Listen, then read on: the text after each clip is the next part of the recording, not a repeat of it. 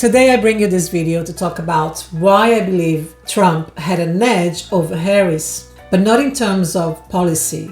In fact, his public speaking style had a lot to do with him winning this election.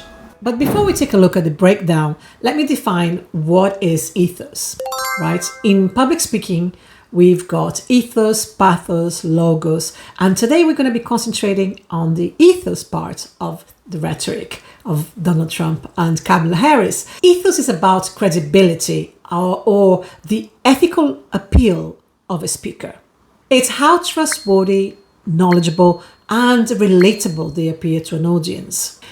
In any election, especially in the United States, ethos is an essential part of how a candidate can win the audience's hearts. One of Trump's main appeals has been his ability to present himself as an outsider, a businessman, a real person who doesn't get shy away with a little bit of controversy.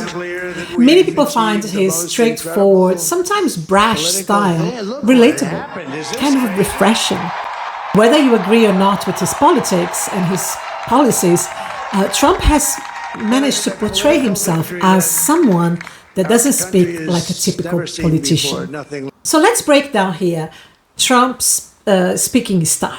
One of the important things to notice is that his style is informal, it's direct, makes him more approachable to people. Relatable language. He uses everyday languages that makes very easy for everyone to understand him. He kind of avoids to speak with the political jargon, which sometimes can just alienate people. He's got a non-conformist persona. By going against some of the typical politics and government's rules, it only resonates to those who distrust the establishment. Now let's take a look at Kamala's ethos and credibility, professionality. Let's take a look at her speaking style. Kamala Harris, on the other hand, has built her reputation based on her professionalism, her empathy, and her advocacy. Her public speaking ethos is traditionally strong, especially in terms of her education background and her experience. However, her structured speaking style, and sometimes a little bit more reserved, can appeal to others as a little bit more calculated, which to some audiences it's perceived as less relatable.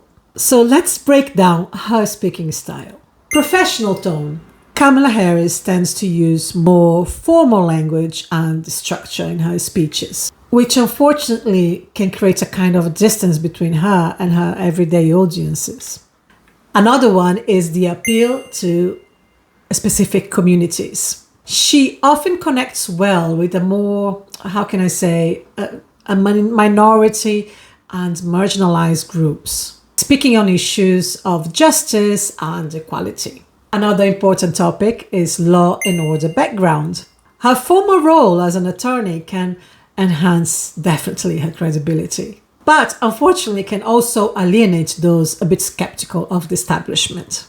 So I wanted to bring you back on this thought, on this idea, the power of consistency in public speaking.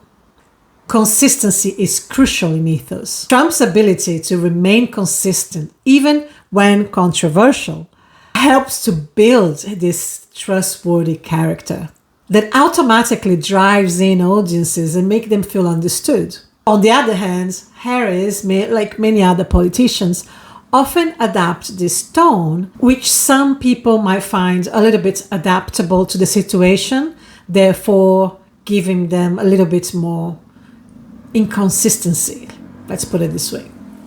So there is something in public speaking that we call consistency brand, right? Today is very important to know how to brand yourself. And when it comes to public speaking, you have to also brand the way your speaking style is to your audiences, craft to your audiences. And Trump, he does that really well. He very rarely changes speaking style. He tries to keep always in the same consistency. While on the other hand, Harris' speaking style can be a little bit more versatile.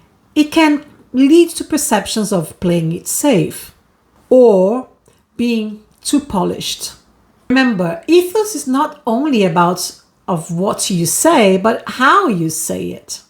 Trump's passion, sometimes even polarizing, speaks to a strong emotional connection, which brings to the thing, many voters believe that he believes in his message. Now, Harris' style, even though it's also passionate in her own way, but sometimes can seem a little bit restrained compared to Trump's, which is more emotionally charged way of speaking. His strong emotion creates an image of a speaker who is deeply invested in his words, which resonates a lot with people seeking authenticity. Now, Harris' emotional passion is often kind of refined and controlled, aligning more with traditional political professionalism. So, what ethos means in politics and why incorporating ethos in your speaking style can actually make you win elections. Ethos in public speaking is very complex, and it's not only about who is right or who is wrong. It's about who resonates with the audience. Trump's ethos has worked because it's grounded on his image of an outsider, and you can even say a non-traditional leader. Now, Kamala Harris represents the polished professionalism that some may appreciate it, but others find it less relatable. So here you go, folks.